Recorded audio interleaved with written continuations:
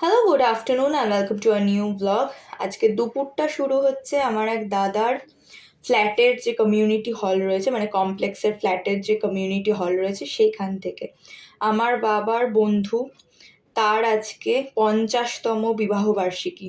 Just imagine, 50th marriage anniversary. Oh my God! তো ওনার anniversary উপলক্ষে আজকে আমাদের নেমন্তন্ন রয়েছে এবং আমার দাদার মানে আঙ্কেলের ছেলের ফ্ল্যাট রয়েছে। তো সেই কমপ্লেক্সে একটা কমিউনিটি হল রয়েছে, যেরকম এখনকার কমপ্লেক্সে হয়।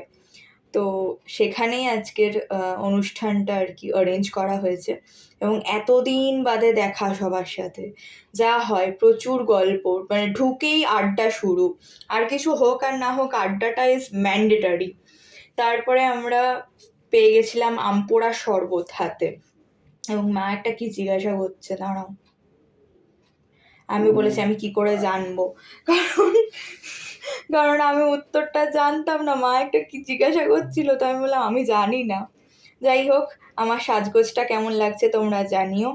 আর এত কেয়ারফুলি খাওয়ার কারণটা হচ্ছে, আমার একবার পুজোর সময় ডাব খেতে গিয়ে স্ট্রয়ের খোঁচা লেগে গেছিলো দাঁতে। আমি জানি খুব এম্বারেসিং এবং খুব উইয়ার্ড একটা ঘটনা, কিন্তু এরকম ঘটেছিল। তারপর থেকে না, স্ট্র দিয়ে কিছু খেতে গেলে আমি খুব কেয়ারফুল থাকার চেষ্টা করি। আর যাদের যাদের দেখছো এই মুহূর্তে, তারা সবাই আমার বাবার বন্ধু এবং তারা সবাই 50 বছরের বেশি সময় ধরে বন্ধু। জাস্ট ইম্যাজিন, আজকের দুনিয়ায় দাঁড়িয়ে এটা সম্ভব এবং এটা আমি চোখের সামনে দেখছি। Wow, just wow. যাই হোক, ভোজ কেটারার্স আমাদের কেটারিং করেছে এবং ওরা ভীষণ সুন্দর একটা জিনিস করেছে। সেটা হচ্ছে একটা করে স্মল প্লেট পাশে দিয়ে দিয়েছে, যেখানে নুন, লেবু, স্যালাড এগুলো দেওয়া রয়েছে। তো ভীষণ ভালো লাগলো এই জিনিসটা দেখে, যে ওরা আলাদা করে নুন, লেবু আর স্যালাডের জন্য একটা জায়গা করেছে। তারপরে চলে এলো ভাত এবং শুক্তো। শুক্তো তো আমার খুবই ফেভারিট আর দারুণ বানিয়েছিল। তারপর একটা ভীষণ ভালো জিনিস খেলাম আজকে, সেটা হচ্ছে পোস্তর বড়া। মানে ভাবা যায় না, কবে লাস্ট কোনো বাঙালি বিয়ে বাড়িতে বা কোনো অনুষ্ঠানে আমি যে পোস্তর বড়া খেয়েছি সেটা আমি চিন্তাও করতে পারছি না। যাই হোক, তারপরে ছিল ভেজ ডাল এবং আলু ভাজা, যেরকম হয় আর কি ভেজ ডালের সাথে থাকে সেরকম। তারপরে ছিল পাতুরি, যেটা আমি একটুখানি শুধু শুধু খেয়ে দেখলাম, অপূর্ব লাগলো। এবং তারপরে বাকিটুকু ভাত দিয়ে মেখে খেয়েছি। এখন চেষ্টা চলছে ইয়ের, এটাকে কি বলে, মুইঠার সাথে কোস্তাকুস্তি চলছে।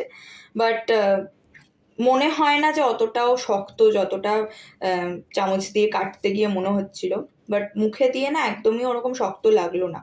এরা একটা দারুণ জিনিস করেছে, সেটা হচ্ছে মাটন তো বানিয়েছে ঠিক আছে, কিন্তু তার সাথে আলু দিয়েছে। মানে বিয়ে বাড়িতে বা কোনো অনুষ্ঠান বাড়িতে আলু দিয়ে মাংসের ঝোল, এটা তো প্রায় দেখাই যায় না, উঠেই গেছে এখন। তো সেই জিনিসটা দেখে আমার ভীষণই ভাল লাগলো। তারপর ছিল চাটনি, পাঁপড়, মিষ্টি, যেরকম হয়। আর আমি আইসক্রিম খাইনি, যেহেতু আমার একটা অনুষ্ঠান রয়েছে, তাই জন্য আমাকে একটুখানি কেয়ারফুল থাকতে হবে। তাই আমি আইসক্রিম খাইনি, বাবা খাচ্ছিল। সেখান থেকে একটুখানি তোমাদের জন্য ছবি তুলে রাখলাম। আর তারপরে পানটা হাতে নিয়ে এখন ধরেছি বাড়ি ফেরার পথ। এবং বিকেলবেলাও আমার একটা নেমন্তন্ন রয়েছে। জানি না কি করে এত ভ্লগস আপলোড করব, কারণ সত্যি স্পেস প্রবলেম হচ্ছে। তো হয়তো ওইটার জাস্ট ছবি তুলে রাখবো, ইনস্টাতে পোস্ট করব নেমন্তন্ন পর্ব বলে। আমি হয়তো পোস্ট করে দেবো, কারণ এত সত্যি সম্ভব হয়ে উঠছে না। আর আজকের খাওয়া দাওয়াটা না জাস্ট দুর্দান্ত হলো। আমি বহু দিন বাদে এত ভালো খাওয়া দাওয়া মানে করলাম, কোথাও কোনো জায়গায় গিয়ে এত ভালো খাবার দাবার খেলাম। যাই হোক, চলো টাটা, দেখা হবে আর একটা নতুন ব্লগে।